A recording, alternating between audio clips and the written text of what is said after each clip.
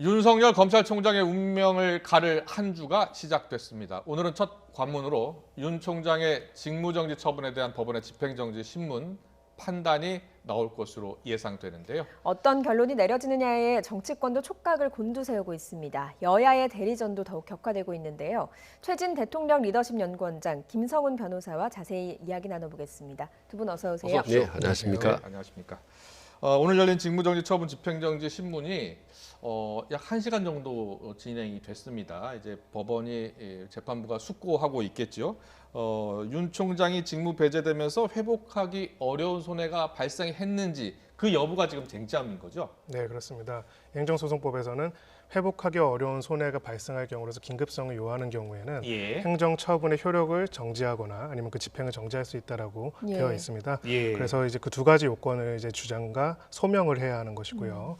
물론 이제 이 두 가지가 가장 핵심적으로 쟁점으로 보게 되지만은 또 본안에서의 사유들도 또 간접적으로 보게 되는 부분이 있습니다. 네, 그래서 기본적으로는 행정처분은 발생하는 즉시 효력이 발생은 하지만 이것을 나중에 다투는 소송이 간다면은 결과적으로는 대법원까지 간다면 수년이 걸릴 수도 있습니다. 그렇기 때문에 그 전에 일단은 효력을 정지시킬 필요성, 지금 먼저 정지시킬 필요성이 있는지를 이야기를 해야 하고요. 그분과 관련해서 이제 회복 불가능한 손해, 만약에 이것이 나중에라도 소송에서 뒤집히더라도 그 사이까지 이 효력이 정지되지 않는다면은 그것을 회복할 수 없는 손해가 있는지 여부가 쟁점이 될 수가 있습니다. 여기에 대해서는 사실 일반론과 특수론 이 두 가지로 양쪽 입장이 나눠질 것 같은데요. 일반적으로는 가장 대표적인 리딩 케이스 중에 하나가 전에 정현주 전 KBS 사장에 대한 이제 해임 결정, 그건 이제 징계 결정이었습니다. 거기에 대한 효력 정지 사건이 있습니다. 이제 그런 경우에는 그렇게 어떤 인사적인 명령으로 인해 가지고 그 사인인 개인에게 회복 불가능한 손해가 구체적으로 있지는 않다라고 봐가지고 대법원까지 그게 받아들여지지 않았고요. 반면에 이제 이 사건 같은 게 조금 다른 부분은 징계위원회 결정에 따른 처분을 지금 정지시켜달라는 것이 아니라 징계를 하기 전에 청구한 것만으로 직무배제 명령을 한 조금 이례적인 사안입니다. 물론 법의 규정은 있지만요. 그렇기 때문에 이것을 만약에 이런 형태로 인정하게 된다면은 검찰청법상 검찰총장의 임기 자체를 배제할 수도 있기 때문에 이것은 부당하다. 그래서 단순하게 이 처분의 상대방인 개인의 사적인 부분뿐만이 아니라 공적인 법익 측면에서도 효력을 정지할 필요성이 있다는 것들을 강력하게 주장할 그 신청인 쪽에서는 강력하게 주장할 가능성이 높습니다. 재판부의 결정은 언제쯤 나오게 되겠습니까? 네, 보통 이런 이제 집행정지 같은 사건들은 빠르게 결정이 나옵니다. 그래서 아마 오늘 아무리 늦어도 내일 새벽 정도에는 나올 것으로 예상이 되고 있습니다. 이 오늘 신문에 참석한 윤석열 총장 측 이완규 변호사 또 추미애 장관 측의 이옥형 변호사가 직접 인터뷰를 했는데요. 차례로 들어보겠습니다. 윤석열 총장 개인에 관한 문제이기도 하지만 검찰의 전형 중립성이나 독립성과 관련된 국가 시스템에 관한 문제이기도 합니다. 그래서 회복할 수 없는 손해라는 점에서 개인적인 손해에 그런 공익적인 부분도 같이 고려해달라는 취지의 말씀을 드렸습니다. 12월 2일이면은 새로운 처분에 있어서 직무집행 정지 명령이 실효됩니다. 이틀 후면은 실효되는데 이틀 후에 실효될 것을 지금 시급하게 긴급하게 정지할 필요성이 없는 것입니다. 그런 점에서도 직무집행 정지의 요건이 성립하지 않습니다. 네, 오늘 추미애 장관 측 변호사의 저 인터뷰 내용, 그러니까 이틀 뒤면 직무집행 정지의 효력이 없어진다라는 내용이 언급돼 있어요. 그래서 이틀 뒤에 사실상 뭐 해임 정도의 그런 중징계가 나오는 것 아니냐라는 관측이 제기됐거든요. 최진 원장님은 어떻게 보세요? 그 듣기에 따라서는 이미 답이 정해져 있는데 윤 총장 측이 이 하나마나한 대응을 하지 않느냐라는 식으로 이제 들립니다. 왜냐하면 이제 오늘 늦게라도 결과가 총장에 대한 직무를 정지한다라는 것을 인용한다 하더라도, 그러니까 그 윤석열 총장에게 유리한 판결이 나온다 하더라도 내일 모레 12월 2일 날 수능 하루 전날에 그러니까 법무부에서 징계위원회가 열립니다. 그럼 그때 만약에 해임이라든지 어떤 뭡니까 정직이나 면직이라든지 이런 중징계가 나오면은 어차피 필요가 없어지지 않느냐라는 식인데 지금 마치 이틀 후에 중징계가 나올 것 같은 그런 암시를 상당히 좀 하는 발언 아니겠습니까? 그런 점에서 이제 상당히 이미 이 지금 정치적인 어떤 결론은 정해져 있는데 이게 법리적인 논란은 큰 의미가 없다라는 식의 메시지로 들립니다. 예. 앞서서 김성훈 변호사는 이 상황이 지금 징계하기 전에 직무 배제한 좀 이례적인 특수론을 적용해야 되는 상황이라고 설명을 하셨는데 저 발언대로라면 사실 법무부가 이미 결과를 정해둔 것 아닌가 하는 논란의 여지가 있을 수밖에 없을 것 같거든요. 네, 징계위원회를 이번에 열어서 이번에 징계위원회 결정 이후에 바로 이제 징계 처분을 내릴 것이다라는 점을 암시했다라고 보여지고요. 예. 다만 이제 법률적으로는 조금 다른 부분이 있는 게 이것이 이제 검사징계법 8조 2항에 따른 직무배제 명령입니다. 그러니까 징계위원회 결정 전에 징계를 청구할 때 바로 직무배제를 할 수 있도록 하는 규정이 있거든요. 그 규정이기 때문에 만약에 징계위원회 결정이 나오면 그 결정이 무엇이더라도 이 직무배제 명령은 소위 말해서 실효가 되는 겁니다. 그러니까 어차피 실효될 것이라는 측면도 있고요. 다만 이제 징계위원회를 그러면 한 번만 열어서 한 번에 바로 그날 처분을 해야 하는 것인가 꼭 그렇지는 않습니다. 소명의 내용이나 기회에 따라서는 달라질 수도 있는데 그 부분에 있어가지고는 이제 예정된 징계위원회 내에 징계 처분을 바로 내릴 것이라는 점을 암시했다. 그런 지적은 많다라고 저는 생각을 합니다. 예.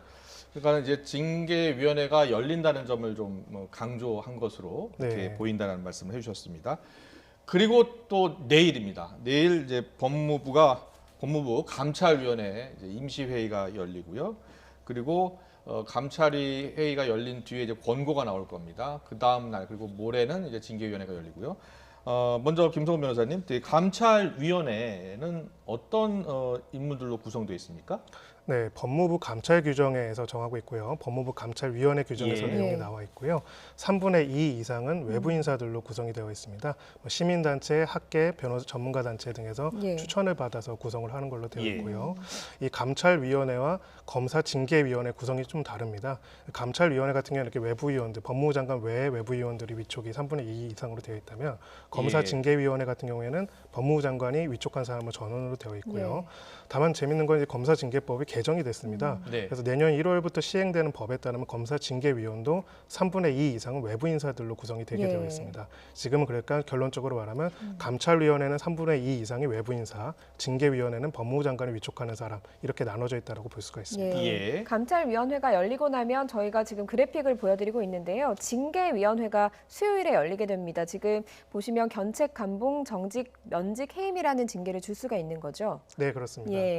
이제 각각의 이제 징계라는 거는 결국은 징계의 사유가 있는지를 먼저 판단을 하고요. 두 번째는 그 사유의 비례적인 처분이 무엇인지를 판단해 양정이라는 것을 해서 거기에 따라서 처분을 내리게 되고요. 이 징계와 관련돼서 절차적인 부분에 있어서 하자가 있거나 양정에 있어가지고 현저하게 이탈한 부분이 있다면 이 부분이 취소가 될 수가 있습니다. 그래서 일단은 객관적으로 징계 사유가 무엇인지를 사실을 확정하는 부분과 여기에 적합한 처분을 선택하는 두 가지로 나눠질 것으로 보이고요. 네, 다만 이제 징계위원회가 원래만 징계위원회만 열릴 걸로 예정이 됐다가 감찰위원들이 적극적으로 감찰위원회를 그 전에 열어달라고 했기 때문에 이 부분과 관련해서는 이제 법무부 감찰위원회에서도 하나의 의견을 제시할 수 있을 것으로 보입니다. 의견을 제시할 뿐이지 그게 구속력이 있는 것은 아니잖아요. 네, 이 부분도 이제 그 법무부 감찰 규정이 변경된 부분이 있습니다. 이번 달 초에 변경이 됐는데요. 원래는 이 의견을 참고해서 징계위원회에서 징계 처분을 하도록 정하고 있었는데 이 부분이 이제 권고적인 걸로만 바뀌었습니다. 그래서 이 부분은 변경된 부분 때문에 감찰위원회의 의견에 꼭 구속되지는 않겠지만은 사실 징계위원들로서도 해당되는 징계함에 있어가지고 이런 외부 인사들로 구성된 감찰위원회의 의견 제시가 상당히 좀 부담이 될 수는 있다 이렇게 보여집니다. 최진 원장님은 어떻게 보세요? 이 감찰위원회에서 어떤 공고가 나오더라 하더라도 사실 징계위는 거기에 구속을 받지 않고 결정을 내릴 수 있거든요. 그럼에도 불구하고 감찰위원회에서 어떤 공고가 나온다면 그게 영향을 미칠 것으로 보십니까? 일단 법률적으로 정치적으로는 별 효과를 못 느끼고요. 다만 이제 민심에 있어서는 상당히 영향을 미칠 거라고 봅니다. 아시다시피 이제 징계위는 추미애 장관을 이제 지지하는 분위기고 감찰위원회는 이제 윤석열 총장을 지지하는 분위기 아니겠습니까? 이게 이제 징계위원회는 상당히 부담스러웠기 때문에 징계위가 열린 후로 이제 미루려고 했다가 감찰위원회 위원들이 이제 반발을 해서 사실 이제 내일 열기로 한 겁니다. 근데 지금 11명 중에 지금 8명이 참석을 한다는 거거든요, 내일. 근데 8명들의 이제 분위기는 이미 정해져 있습니다. 상당히 지금 이번 검찰총장의 직무 정지가 부당하다. 상당히 절차에 문제가 많다라는 식으로 언론을 통해서 이미 입장들을 충분히 개진한 상태입니다. 그렇기 때문에 아마 내일 회의 감찰위원 회의는 상당히 절차의 문제점 혹은 나아가서 추미애 장관의 어떤 부당성을 비판하는 성토장이 될 가능성이 상당히 높습니다. 예. 그러나 그 과반수 찬성의 과반수 이제 이 제적위원회에서 의견이 모아지면 그거는 일종의 권고 효과밖에 없습니다. 그러나 조금 전에 말씀드린 대로 그게 법적인 효력은 전혀 없다 하더라도 민심을 형성하는 데 상당히 효과가 있고요. 그 다음 날 12월 3일 날 징계위원회에서 결정을 내리는데도 일단 상당히 심적인 부담을 가질 거라고 봅니다. 결론이 달라진다면요. 그렇군요. 민심과 징계위에 모두 좀 부담이 될 수밖에 없는 상황이라고 분석을 해주셨는데 추미애 장관 대 윤석열 장관의 대결로 치닫던 것이 나중에는 법무부 대 검찰로 대결로 치닫다가 최근 들어서는 아예 정치인대 어떤 법조의 분위기로 이렇게 분열 대립 형상을 보이고 있거든요. 그러니까 아주 확산이 돼 버린 거죠. 그러니까 징계가 내일 모레 이렇게 감찰이나 중징계가 어떻게 이루어지느냐에 따라서 상관없이 상당히 이 법조 내부, 법무부라든지 검찰 내부의 어떤 반발은 상당히 좀 지속될 거로 좀 걱정이 됩니다. 잠깐 언급을 해주셨는데 이 법무부 감찰 담당관실에 파견된 이정화 검사가 어제 폭로를 했는데요. 이 검사가 과거에 윤석열 총장의 대면 조사 2명의 검사 중에 한 명이었다고 합니다. 네, 그렇습니다. 이 검사가 뭐 수사 의뢰와 관련해서 자기가 기록한 내용이 뭐 삭제됐다라고 주장을 펴고 있어요. 어떤 내용이었습니까? 네, 관련돼서 이제 이 재판부 사찰에 관해 가지고 이것이 범죄가 성립되는지를 수사 의뢰라는 어떤 공식적인 절차를 하기 전에 법무부 감찰관 내부적인 검토를 했을 겁니다. 그 중에서도 해당 부분을 담당했던 검토를 담당했던 실무자로 보이고요. 자신이 이제 그것을 법리적으로 검토해보고 증거들을 활용해보고 자료를 수집하고 있는 과정에서 일단은 그 수사를 의뢰할 만한 형사적인 범죄 혐의점은 없다라는 보고서를 냈는데 이것이 법무부의 감찰부의 어떤 의견으로서 나가는 데 과정이 있어서 전혀 배제가 들어가지가 않고 배제되었다, 삭제되었다라고 이야기를 하고 있고요. 법무부 쪽에서는 아니다, 이것은 수사 기록에도 편철이 되어 있고 관련 기록에도 편철이 있다. 다만 이 부분에 대해 가지고는 소위 말해서 징계 사유가 된다는 것은 이견이 없었다라고 얘기를 하는데 이 두 가지가 조금 사실 법률적인 의미는 다릅니다. 징계 사유가 될 수 있는가가 형사적으로 범죄가 성립할 수 있는가는 원칙적으로 좀 다르거든요.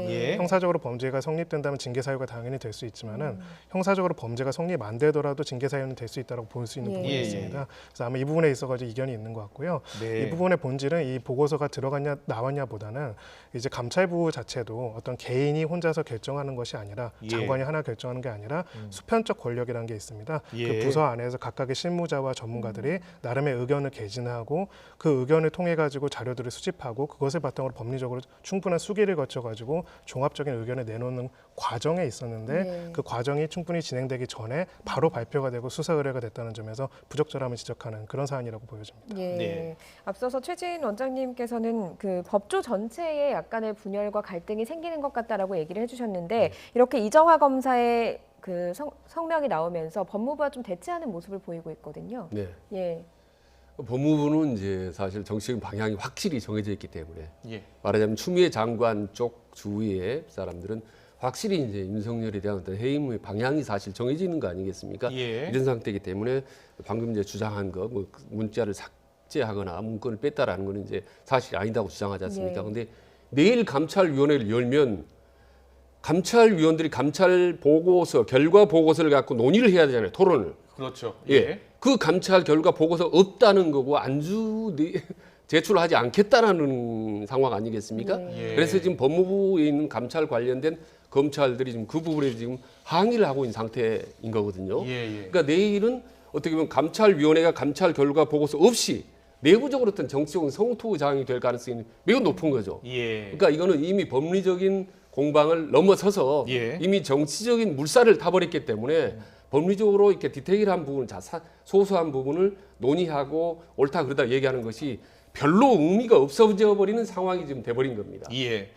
앞서 지금 정치권으로 넘어갔다. 지금 정치권의 공방도 좀 갈수록 좀 격화되고 있는 상황인데요. 모레 열릴 징계위원회의 핵심은 재판부 사찰 논란입니다. 이와 관련해서요. 이와 관련해서 2년 전 박주민 의원, 민주당 박주민 의원은 이제 이렇게 얘기를 했어요. 세평 수집은 업무의 한 방법으로 불법적이거나 개인에게 약점이 될 만한 것을 수집해야 사찰이라고 할 수 있다라고 했는데 오늘은 조금 다르게 언급을 했습니다. 직접 들어보고 이야기 나누겠습니다.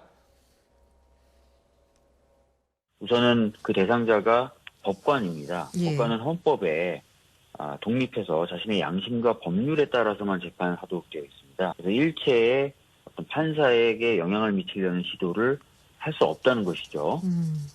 그런데 이제 판사들의 동양, 성향, 뭐 가족관계 이런 것들을 파악한다는 것은 그런 어떤 법관의 독립이라는 부분을 침해할 수 있고요. 두 번째로는 검사가 특히 이제 대검 차원에서 기관 차원에서 한 건데 그럴 권한이 없는 겁니다.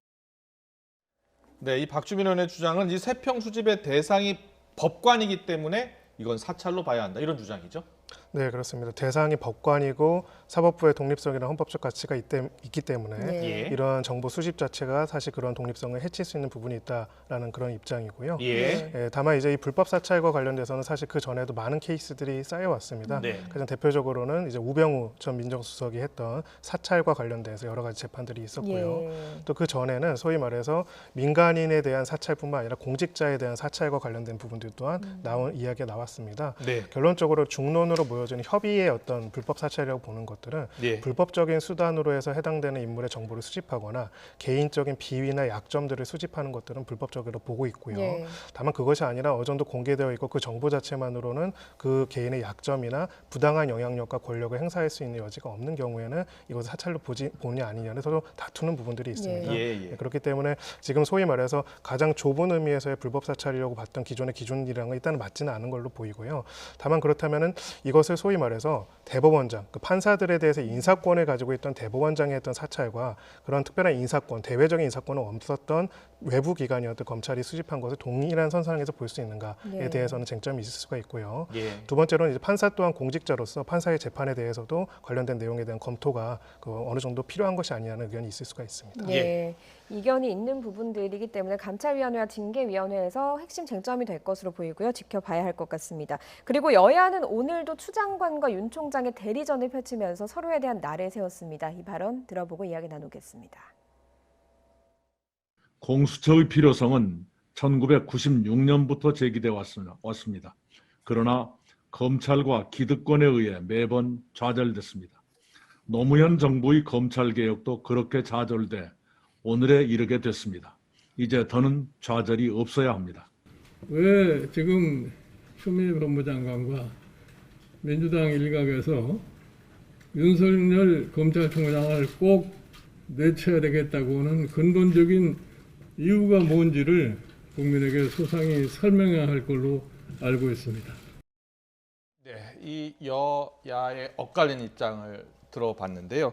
오늘 문재인 대통령이요, 청와대 수석 보좌관 회의에서 이런 언급을 했습니다. 선공 후사 이런 언급을 했는데요. 이 언급에 좀 의미가 있을 것 같습니다. 최진 원장님 어떻게 보셨어요? 네, 그동안은 이제 문재인 대통령이 침묵 정치를 지속한다라는 비판이 있었지 않습니까? 그러다가 지금 처음으로 어떻게 보면 윤석열 총장이 그것과 관련된 표현을 했는데 역시 이제 예상대로 문재인 대통령 특유의 이제 간접 화법, 우회 화법을 통해서 완곡하게 표현했습니다만은 꼼꼼히 들여다보면은 상당히 본인의 의중이 많이 나타났습니다. 대통령의 힘들고 어렵더라도 그러니까 최근에 추미애 장관과 윤석열 총장의 대립 격화 이런 부분에서 복잡하고 어지럽고 혼란스럽더라도 과감하게 낡은 것과는 결별해야 된다라는 거는 다분히 이제 윤석열 총장을 좀 겨냥한 듯한 그런 그 느낌을 많이 줍니다. 그래서 선공후사라는 것은 이제 공은 당연히 검찰 개혁이라는 것을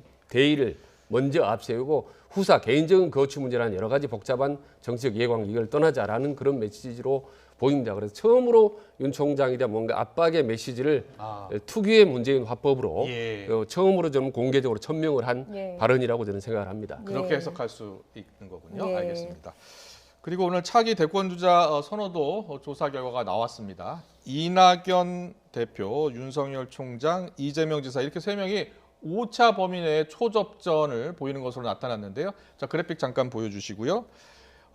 지금 5차 범위 내에 3강 구도가 나타나고 있습니다. 최진 원장님 어떻게 해석할 수 있을까요? 그러니까 거의 지금 9월 중순 이후로 지금 3강 구도가 거의 뭐 고착화된 듯이 20% 안팎으로 지금 서로 박빙 구도를 이루고 있는데요. 말씀드렸듯이 윤석열의 꾸준한 상승은 반문 반사 효과, 반추미애 반사 효과라고 봅니다. 결국은 이제 그리고 그 표가 실제로는 야권의 대권 주자로 갈 지지도인데 예. 마땅히 갈 만한 표가 없기 때문에 윤석열에 쏘이는 거죠. 그래서 윤석열을 통한 어떤 정치적 대리만족을 기대를 하고 있는 겁니다. 그런데 이게 시간이 지나가면서 점점 갈등의 골이 혹은 대립의 골이 깊어지면서 점점 그 응집력이 좀 세지는 강해지는 그런 효과를 지금 보이고 있다고 봅니다. 여론조사는 흔히 이제 추세를 봐야 된다고 하잖아요. 근데 윤 총장은 조금씩 이제 지지율이 오르고 있는 모습인데 이낙연 대표는 만만하게 이렇게 약간씩 떨어지는 모습을 보이고 있거든요. 이건 어떻게 봐야 됩니까? 그러니까 그동안의 총리 과정에서 충분히 영향을 보여줬고 이후에 이제 당 대표로서도 고착된 20% 안팎의 지지도를 보이고 있습니다. 이거는 사실은 이낙연 대표는 약이자 독일 수도 있습니다. 약이자 독이다. 20%를 든든하기 때문에 앞으로 적정한 타이밍만 맡으면 얼마든지 높일 수도 있다라고 하는 거죠. 그런 점에서는 이것이 약이고 독이고 다만 다른 후보는 이재명이나 윤석열 후보는 제가 얘기했다시피 상당히 앞으로 오를 수 있는 더 탄력성이 있다고 봅니다. 다만 상당한 가변성이 있기 때문에 결코 그게 오른다고 해서 좋게 볼 수는만은 없는 겁니다. 그러니까 비슷하게 20% 안팎이라 하더라도 이낙연 대표가 오늘 상당히 견고하고 상대적으로 윤석열 같은 경우는 상당히 연하기 때문에 무르기 때문에 허수이고 언제든지 쭉 빠져서 나갈 수 있죠. 그러고 나갈 수 있기 때문에 어떻게 보면 위험스러운 지지도라고 할 수가 있죠. 그러니까 질적으로 양적으로 보면은 비슷하게 보이지만 질적으로 보면 상당히 차이가 있다고 볼 수 있습니다. 경고성에서 지지층의 경고성이 다르다는 말씀이시죠? 다릅니다. 분명히. 이미 오랜 동안 이낙연 총리는 벌써 2년, 3년 넘게 쌓아왔던 것인 반면에 그리고 본인 스스로가 해왔던 어떤 발광 효과를 통해서 쌓아올린 지지도 효과거든요. 근데 이제 쌓아 올렸던 효과가 지금 20% 안팎으로 올라가 있습니다. 여기서 지금 머물러 있는 이게 좋게 보면은 상당히 단단하다. 안 좋게 비판적으로 보면 더 이상 이렇게 치고 올라가지 못한다라는 그런 이제 한계를 보이고 있는 점이죠. 그러나 윤석열 같은 경우는 지금 불과 두세 달 만에 팍 지금 20%가 올라갔기 때문에 상당히 지금 탄력성이 있다, 가변성이 있다라고 긍정적으로 볼 수 있는 반면에 비판적으로 보면 저거는 언제든지 꺼질 수도 있다라고 볼 수 있기 때문에 단순히 이렇게 양적으로 보는 건 무리가 있고 질적으로 들여다볼 필요가 있다고 봅니다. 양보다 질, 이 질적인 지지율도 봐야 한다라는 말씀해 주셨습니다. 그리고요 추미애 장관도 앞서서 나온 걸 보면 여권 후보 중에서 3위에 올랐습니다. 앞서서 윤석열 총장이 1위 했을 당시에 사퇴하고 정치하라 이렇게 이야기를 해서 화제가 되지 않았습니까? 그러니까 지난주에 이 자리에도 말씀드렸다시피 윤석열, 추미애 두 사람이 계속 싸우면서 6대4로 각각 효과를 얻는 묘한 동반 상승 효과를 이제 얻은 건데요. 추미애 장관 아시다시피 국회의원을 5번 5선 의원 출신이기 때문에 정치적인 본인의 미래, 그렇지 이런 부분에도 무지하게 민감할 거고 충분히 정치공학적인 계산을 했을 겁니다. 그래서 이번에 강하게 밀어붙이는 것도 많이 비판적인 세력이 있을 것 같지만 외부적으로 보이지만 실제로 내부적으로는 본인의 어떤 지지도 상승이나 미래 정치적인 미래를 위해서는 결코 손해나는 시체마로 장사가 아니다라고 판단했기 때문에 밀어붙였거든요. 결국은 그 결과가 지금 이제 드러난 겁니다. 벌써 3위 여권 중에 3위로 나타났기 때문에 그거는 어떻게 보면 인지도 극대화, 그다음에 존재감의 극대화, 그다음에 친문의 지지를 또 많이 얻을 수 있는 삼각 효과를 얻었기 때문에요. 본인은 결국은 득은 6이고 실은 한 4 정도 지금 볼 수 있다고 보는 거죠. 그럼 추 장관의 지금 지지도는 추후에 조금 더 상승할 여력이 있는 겁니까? 앞으로도 좀 그럴 수 있다고 봅니다. 특히 이제 윤석열 총장이 만약에 사퇴를 하거나 해임을 하게 된다면 오히려 거기에 대한 상승 효과, 그러면 일시적으로 문재인 지지층이 상당히 결집할 수 있다고 봅니다. 다만 이제 이거 추미애 장관 역시 상당 부분 이제 반사 효과를 겨루기 때문에 그러니까 여야 보수의 진보가 치열하게 어떤 추미애와 윤석열을 통해서 치열하게 싸우면서 그 표들을 뭉친 일시적 효과이기 때문에 과연 추미애 장관도 장기적으로 높이 25% 30%대까지 갈 수 있느냐 이건 또 다른 이제 문제라고 봅니다. 알겠습니다. 문재인 대통령에 대한 국정 수행 평가도 한번 살펴보도록 하죠. 긍정 평가가 지난주보다 좀 상승을 했습니다. 어떻게 좀 분석을 해볼 수가 있을까요? 저는 솔직히 이 지도 상승에 대한 큰 의미는 두지는 않습니다. 원래 45% 중반대가 단단하게 결집이 돼 있기 때문에 그 위로 오르락 내리락 하고 있거든요. 그래서 지난번에 이제 부동산 때문에 상당히 빠졌다. 거기다가 추미애 윤석열의 어떤 대립 갈등으로 해서 또 다시 쭉 빠지지 않습니까? 7%가 그러니까 다시 이제 원상으로 회복된 세기 때문에 그게 크게 올랐다고 보기는 어렵고요. 그런데 45% 정도에서 상당히 단단한 지지층을 어떤 결집 효과를 여전히 유지하고 있다는 점에서 과거 역대 대통령들에 비해서는 레임덕이 상당히 좀 기간이 늦춰 있다라는 어떤 그런 점에서 여권 입장에서 상당히 좀 긍정적인 정신이고 아주 바람직하고 또 든든하겠죠. 다만 저 높은 지지도를 믿기 때문에 여당이 자꾸 가끔씩 밀어붙이지 않습니까? 그러니까 역시 문재인 대통령의 탄탄한 지지도도 독이 되고 약이 되고 될 수 있다니까요. 알겠습니다. 자, 김성호 변호사님, 그 징계위가 모레 이제 소집이 되잖아요. 그런데 징계위가 바로 나오는 거예요? 아니면 며칠 뒤에 나오는 거예요? 그거는 징계위에서 어떻게 결정을 하는지에 따라 다르긴 합니다. 보통 이제 징계위원회도 속행을 하는 경우도 있어요. 꼭 한 번에 끝내지 않을 수도 있는데 지금 내용과 관련해 가지고 이 사건이 6가지나 사안이 복잡하기 때문에 조금 더 길어질 수도 있겠지만은 아마 지금까지의 이 경과, 징계위원회가 열린 경과 등을 봤을 때는 아마 빠르게 그날 결론을 내릴 것으로 보여지고요. 오늘 법무부 쪽 대리인께서 이제 이틀 뒤면 바로 결정이 나올 것이다라는 것들은 사실상 징계위의 최종 결론이 곧 이번 징계위에서 바로 나올 것이라는 것들을 어느 정도는 암시했다라고 보여집니다. 그렇기 때문에 아마 바로 당일날 나올 것으로 일반적으로는 예상을 하고 있습니다. 네, 알겠습니다. 네, 오늘 두 분 말씀은 여기까지 듣도록 하겠습니다. 지금까지 최진 대통령 리더십 연구원장님 그리고 김성훈 변호사였습니다. 잘 들었습니다. 고맙습니다. 감사합니다.